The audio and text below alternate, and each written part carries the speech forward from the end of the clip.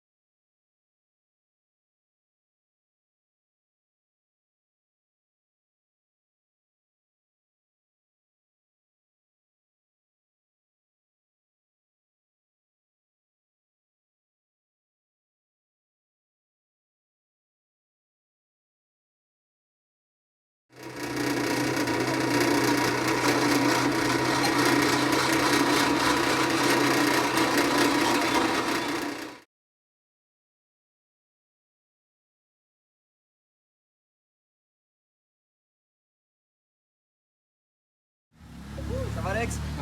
I met these guys. This is Theo. Theo. Nice to meet you. Eli. Nice. Hey, Anthony. Tony. Alex. Hi Alex. Hi.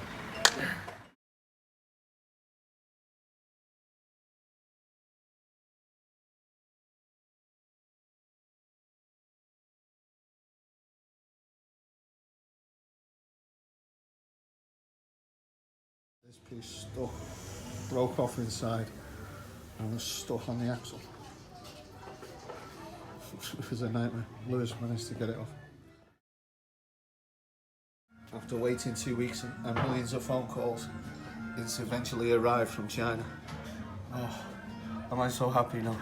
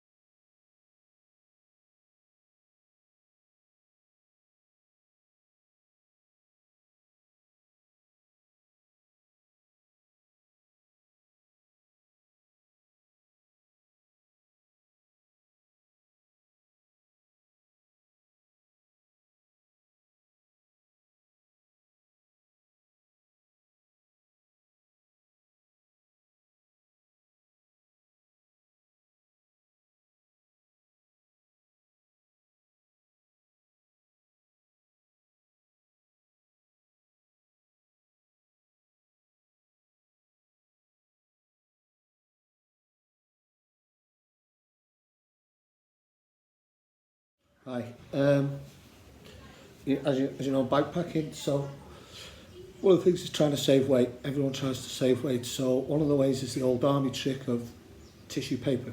Everything weighs. So what I use is one piece of paper, and what you need to do is fold it again, and then fold it again, and then fold it again. So you've got a really tight little triangle like this.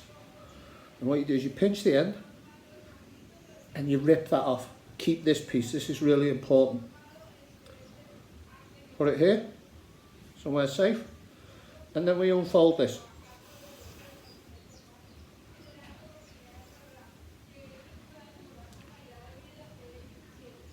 Now, we have this. So after you've done your ablutions, you clean, pinch this, wipe it off, everything's done. Now this bit is for cleaning your nail. Peace out.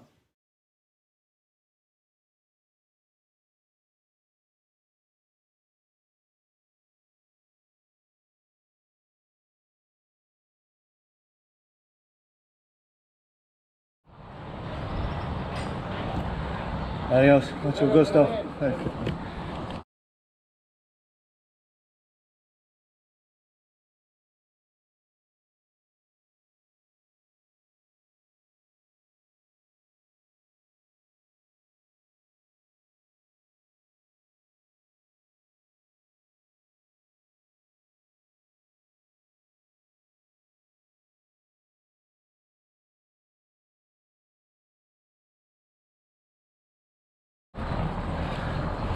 Buenos días. Buenas.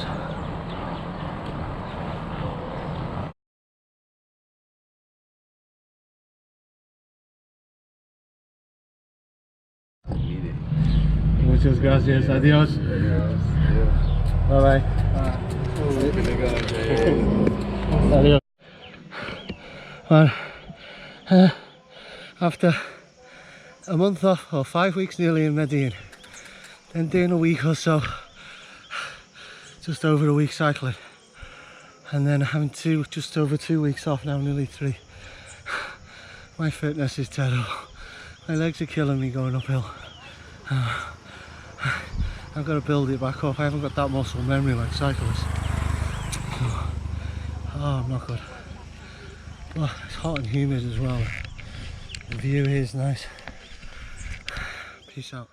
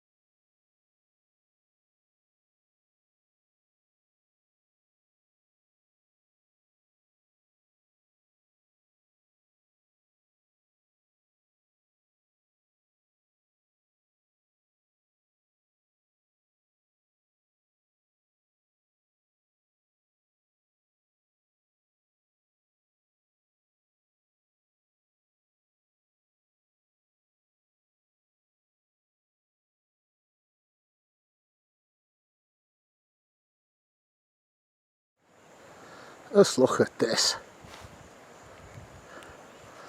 This is absolutely stunning, man.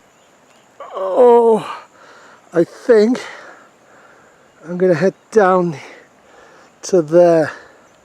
I think that is up here. Someone must live right up this hill. They've got this set up to get all the way up there. I don't know how they get it up there. I can't see any pulleys. Unless it's just to bring stuff down, but it's quite steep, believe me. And quite a way up. Like cycling lives here. That's cool. Jeans on and everything. I'm so lucky. I've met so many amazing people. I'm cycling along then, and guys doing some weed killing, So he stops and has a bit of a chat with me, then offers me in for a drink. So he's got that beautiful house, and an absolutely amazing view. It's just a bit cloudy, and so, and then get a drink, then hold on, I can't talk. I get a drink, maybe a drink, then he asked me if I want something to eat, and then a coffee. And it's like, I have to practice saying yes, because my natural instinct is to be a bit shy. The Thais have got a great word for it called grenjai, which is where you care for, you'd like to, but you say no because you sort of mind them or care about it, you know. And we don't have it in English, and it fits for this, you know. It's like, obviously I'd love a drink, but I feel a bit embarrassed or shy or whatever to say yes, so I have to practice now saying yes. I remember my sister saying to me, like, you should say yes to people, really, you know what I mean? They're offering, it's being kind to them, and you're turning it down, which, you know, I do sometimes with water. Sometimes I just don't want to stop if I've got a thing on, but I was sweating profusely, and so it was great. And then I was chatting, I said, I'm going to go the next town, get something to eat, and then I'll go over onto the next town after that. So and then he offers me something to eat. But then, I don't know if you've ever been in these situations where you start having, because I can't speak Spanish, obviously. Well, not obviously, but I can't speak Spanish. So there's not a lot of conversation. So I'm having that internal dialogue of, okay, I'd like to get going, but how long do I need to stay for so it doesn't seem too rude?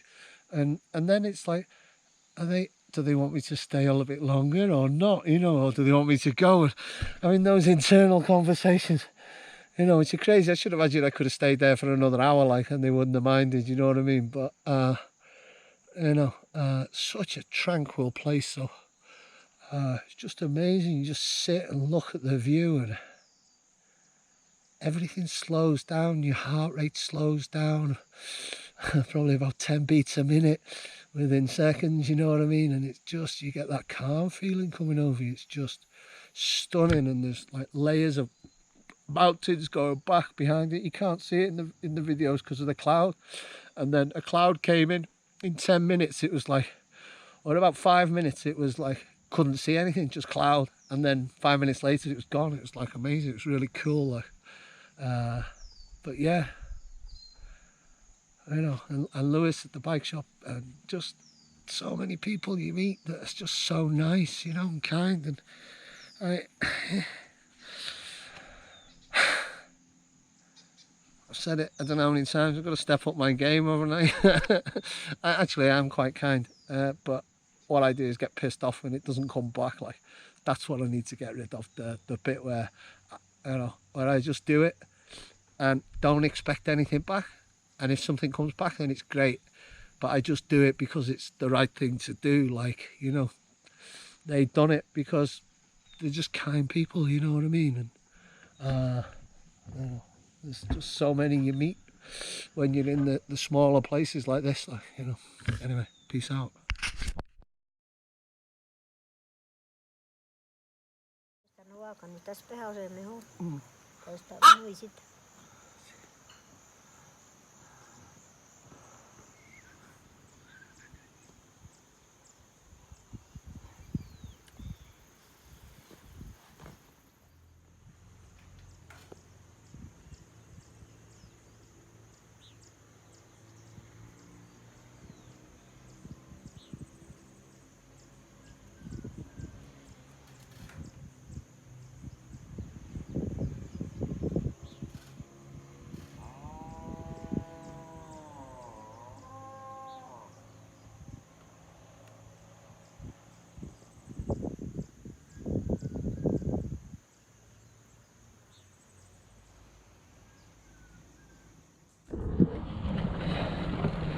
Said 10 minutes, the guy there on the horse, not far, and I'm down So yeah, it looks like hopefully heading down a bit after this, and then when I get to the next town it's downhill to the other town. You can tell I'm tired. I'm checking if the tyres are flat.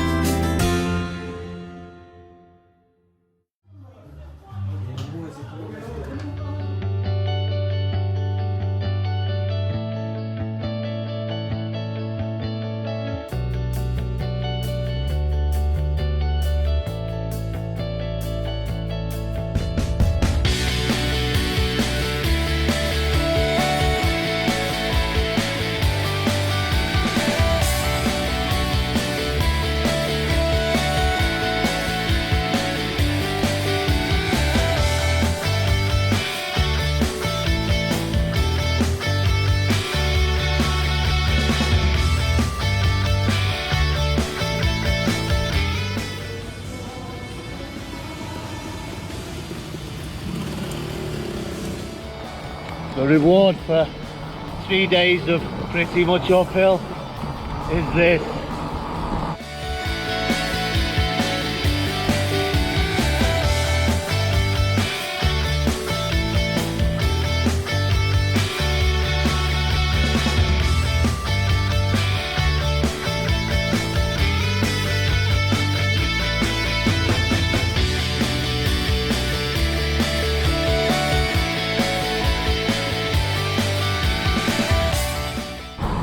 Can't fall in love with this. I don't know what you can.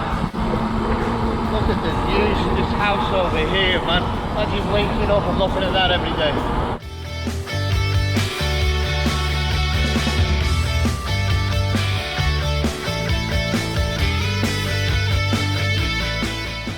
See the town right up the top, that's where I come from this morning. It's so nice not to start out with a big hill and just get going, and some little bits of flat and downhill.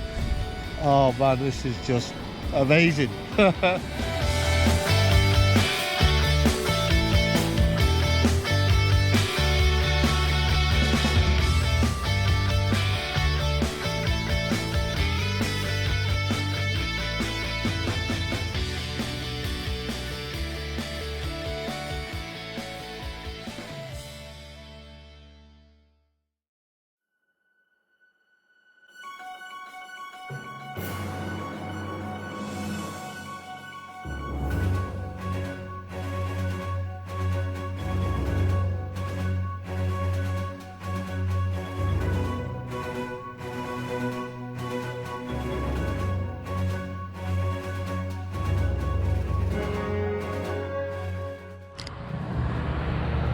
After stopping at 3 places to get a coffee on the way today, I'm just stopping and making my own.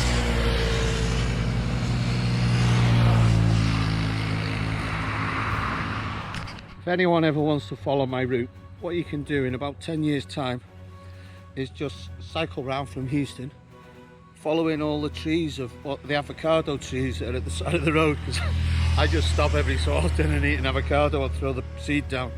So hopefully there'll be avocado trees all along the way that I've been. Peace out.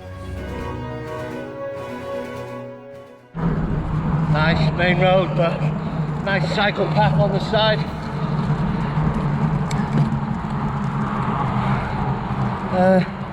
Did have a couple then. Some fat fella and his wife, both quite chunky, taking up the whole pavement. No way around them. So I say, for me, so excuse me. So they both just fucking turn round and look at me and don't move. So I'm like coming out, I give them loads of warning. And they're like, ooh. So I just get out of the fucking way. I had to brake a bit. And they had so much time to make a decision. It's like, whoa, just move. You can see where I am. All you have to do is step to the other side. Some people, man, decision making under pressure isn't good. Let's check out the power of hello. Let's see if these people smile. Oh no, it's the police. Speed traps. I would have gone faster if I don't know. Buenos dias. When was the last time you said hello to a stranger? When was the last time you smiled and said hello to a stranger? See what it does. Try it, man, it's so much better. One thing I absolutely love about Thailand is everyone smiles at each other.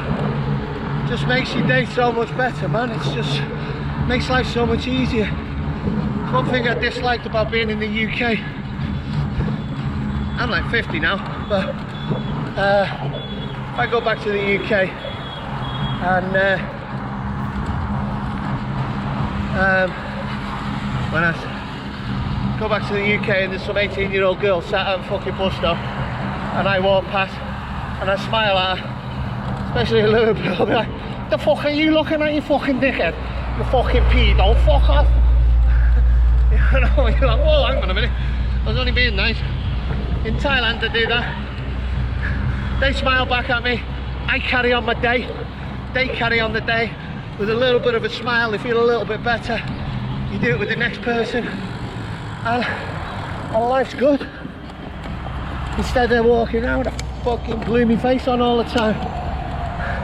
Have a look when you walk around how many people look happy, have a happy disposition. You know, I don't. I've got a face that says fuck off, unfortunately. I try my best to smile more. I'm not very good at it, but I'm trying. When I interact with people who don't speak the same language as me, I find smiling and laughing at myself when I can't say the words. It's such a big icebreaker, you know. People then, when they see you trying and you're smiling, they respond to that.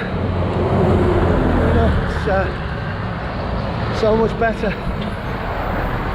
Smile and the whole world smiles with you, man. It's infectious, it's contagious. Peace out.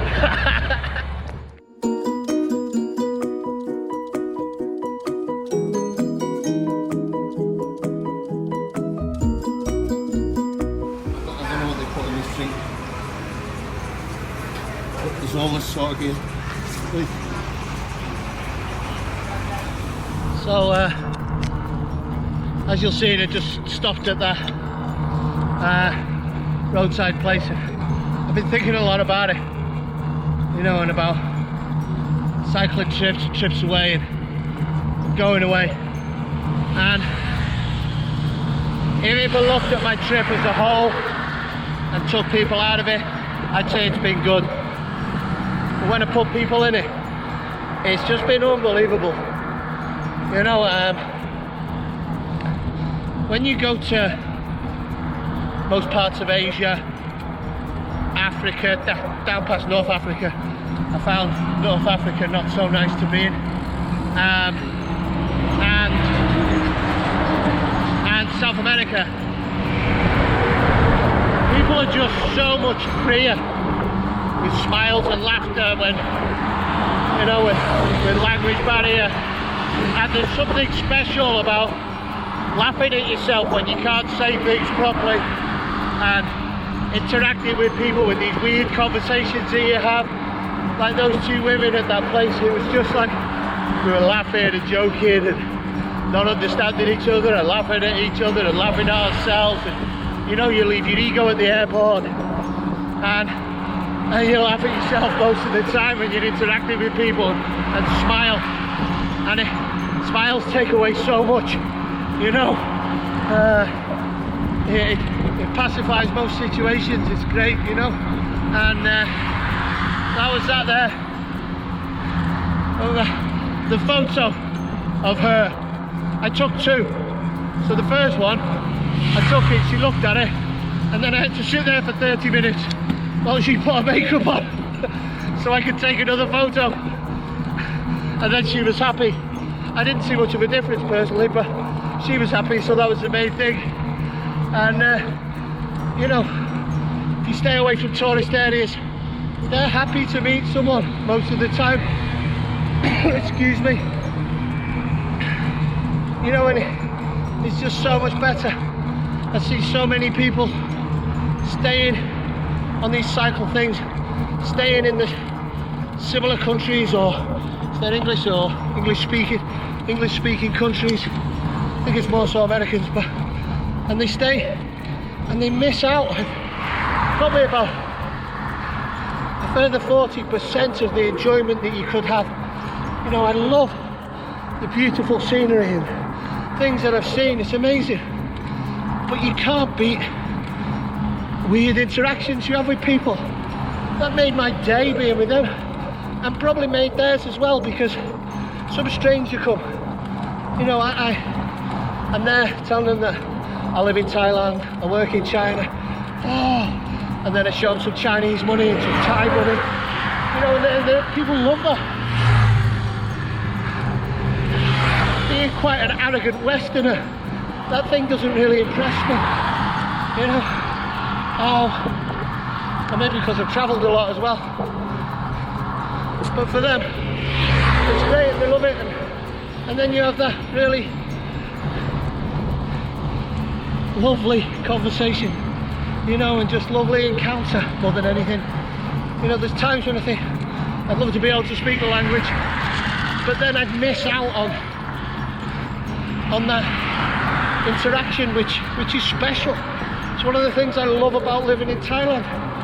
Going to the market, trying to buy something, they're laughing, you're laughing, you get what you want, you're happy, they're happy a foreigner's bought something from them, and you know, it brightens up your day. There's something special about going to these sorts of countries, man. Take that risk, honestly. You'll never do it again. You'll never go back. You'll always want to go somewhere new, see something new, and meet new people. It's great fun, and it sucks out your ego as well, which is good for me. Peace out.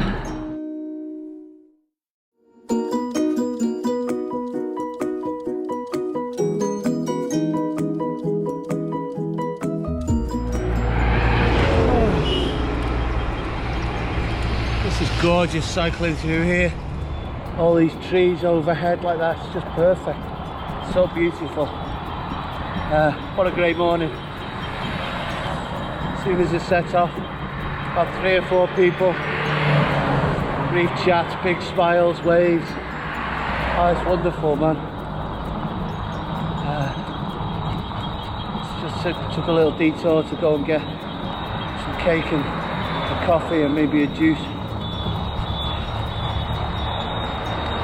a lot more touristy places like